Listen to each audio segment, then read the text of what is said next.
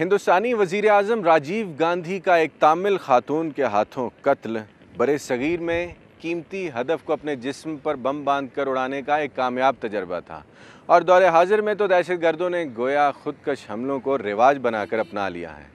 गली मोहल्ला, सड़क बाज़ार, चौक चुबारा, कोर्ट कचहरी, मस्जिद, थाना और अब फ़ौज का मरकज़ी दफ्तर भी इन दहशत गर्दों के हमलों से महफूज नहीं रहा। और जुल्म की बात यह है कि बारूद और आग का ये खेल अब तालीमी मैदानों में भी खेला जाने लगा है, जिसकी हालिया मिसाल इंटरनेशनल इस्लामिक यूनिवर्सिटी में होने वाले 2 खुदकश धमाके हैं।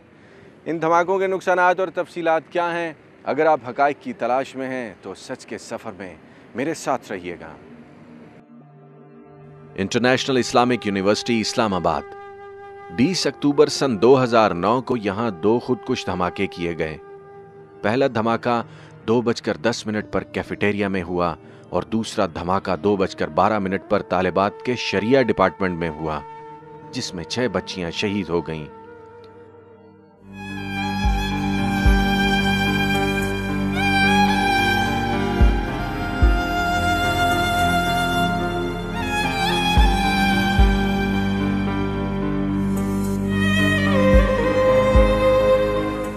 जब पहला धमाका हुआ है तो उस वक्त हम यही सोच रहे थे कि क्या हुआ है वहाँ पर, क्योंकि वो दूसरा जनरेटर भी है, हम ये सोच रहे थे वहाँ पर कोई फटन हुई है इस तरह की।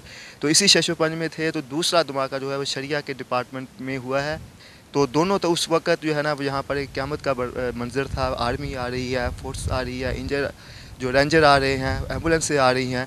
तो ये एक नज़रियाती जंग है। जब तक गवर्नमेंट इश्यूज़ ठीक नहीं होते, जब तक हम इंडिपेंडेंट नहीं होते। अब देखिए, हम अपने क्या नाम है उसका, इकोनॉमिकली हम दूसरे पे डिपेंड करते हैं। अब इकोनॉमिकली ये सबसे इतना बड़ा इशू है कि जब हम किसी से इमदाद मांगने जाते हैं तो वो अपने हमें इस्तेमाल करते हैं, तो गोया कि हम इस्तेमाल हो रहे हैं।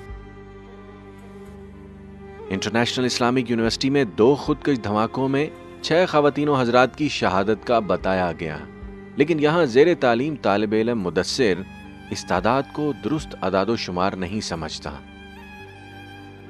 आप लोग सब बात छुपा लेते हैं। मैं अस्पताल से आ रहा हूँ, पिम्स अस्पताल से, और हमारी 3 बच्चियाँ गुम हैं और इस टाइम PAEC अस्पताल के अंदर नाजुक हालत के अंदर हैं। 44 के करीब लोग शहादत हो चुकी है। यहाँ पे जिस टाइम धमाका हुआ है जाए वकूआ पर 13 से 14 लाशें तो खुद देखी गई हैं। 18 तलबा हैं, 24 लड़कियाँ कन्फर्म हैं, उनकी शहादत हो चुकी है। 18,000 यूनिवर्सिटी के स्टूडेंट्स हैं और 56 ममालिक से यूनिवर्सिटी के मुख्तलिफ ममालिक से और जो कि यहाँ आए हुए हैं और तालिब इल्म पढ़ते हैं। तो 18,000 स्टूडेंट्स को मुतासर करने का मकसद ये है कि आपने 18,000 ख़ानदान पूरे पाकिस्तान के मुतासर किए। पाकिस्तान और दुनिया के 56 ममालिक से 18,000 तलबा और तालिबात इंटरनेशनल इस्लामिक यूनिवर्सिटी में ज़ेरे तालीम हैं, लेकिन दहशत गर्दी के हालिया वाक़यात ने हज़ारों इंसानों का मुस्तक़बिल दाव पर लगा दिया है।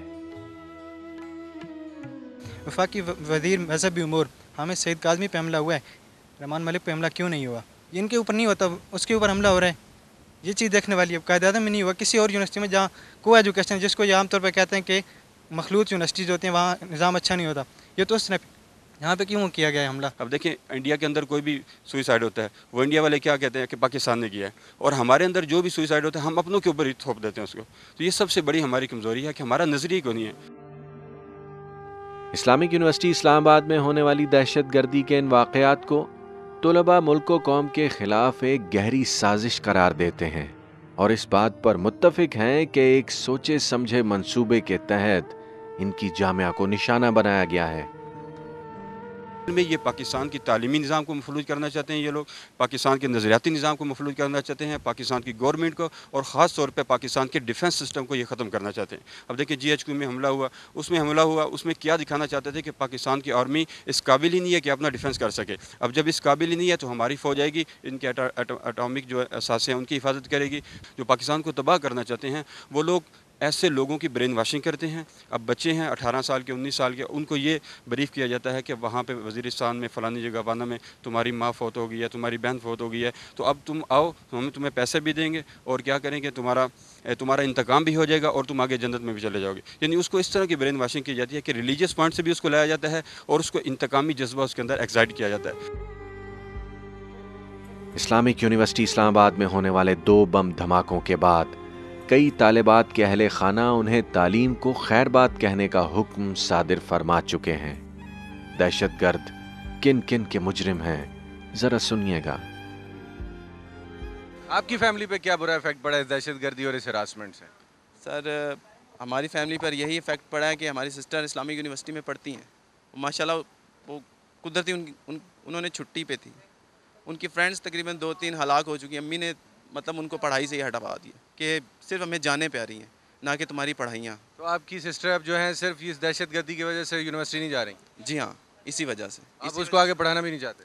सर अब क्या कर सकते हैं, क्योंकि ऐसे मरहलात में कोई भी नहीं चाहेगा कि किसी की माँ बहन ख़तरे में जाकर पढ़ाई हासिल करें। ऐसी पढ़ाई का कोई फ़ायदा नहीं है। किस क्लास में पढ़ती थी आप किसी से इस्लामिक यूनिवर्सिटी? बीकॉम।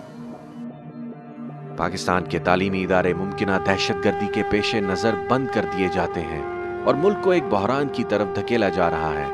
पेशावर शहर के 11 साला रिहायशी मोहम्मद फ़हद से मिलते हैं, जिनके स्कूल से हाल ही में एक बॉम्ब बरामद हुआ है। ये ना झाड़ू मारा था ना, तो उसको प्यास लगी थी, तो उसने पानी पीने के लिए गया ना, तो ड्रम खोला है ना, तो उसमें पानी नहीं था, बम निकला। आपके अपने स्कूल में? यस सर, पीएन ने बताया है। फिर साथ ही आर्मी आ गई थी।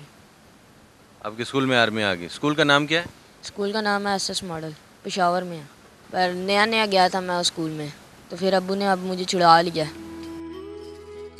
आए रोज़ पाकिस्तान के गली कूचों में होने वाले खुदकश धमाकों और सरेराह फायरिंग करने वाले मुल्क दुश्मन अनासिर ने खते गुर्बत से नीचे जिंदगियां गुजारने वाले हमवतनों से भी सुख चैन छीन लिया है। काम काज, तालीम, रोजगार, कुछ भी तो महफूज नहीं रहा। काम बिल्कुल बंद हो गया है, ऐसे गुजारा करता हूँ। धमाके होने लगे, लोगों ने दाने खाने छोड़ दिए।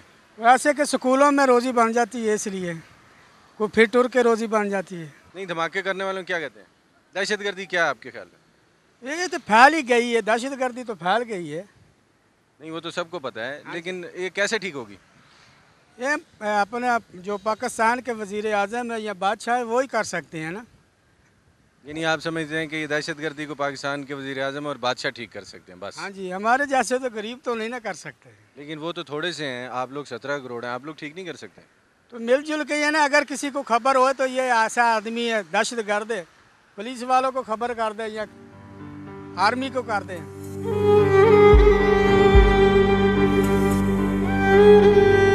तो ये तो रश में बिकने वाली चीज़ है ना, जहाँ मुसाफिर आते हैं। तो आप सिर्फ धमाकों के डर की वजह से रश में नहीं जाते? डर लगता है ना कि रश में कहीं धमाका ना हो जाए। तो अच्छा, रश भी कम हो गया बहुत आजकल? हाँ जी, रश तो कम हो गया ना, पब्लिक कहीं बाहर निकलेगी तो फिर बिकेगा ना सौदा। पाकिस्तान का हर छोटा बड़ा शहर इस वक्त दहशतगर्दों का हदफ है। मुल्क में बसने वाला बच्चा दहशतगर्दी की लपेट में है। स्कूल बंद हैं, मदरसे गैर आबाद हैं, अवाम महफूज हैं और ना ही अवाम के मुहाफिज। हालिया दहशतगर्दी एक ऐसी मजबूत आड़ बन चुकी है कि जिसकी ओट में खड़े होकर कई दुश्मन मुसलमानों का शिकार खेल रहे हैं। लेकिन सवाल ये पैदा होता है कि अगर यह जंग वाकई कुफ्र इस्लाम की है, तो इंटरनेशनल इस्लामिक यूनिवर्सिटी इस्लामाबाद में ऐसा कौन सा गैर शरई काम हो रहा था कि जिसकी पादाश में इकट्ठे 2 खुदकश धमाके करने पड़े।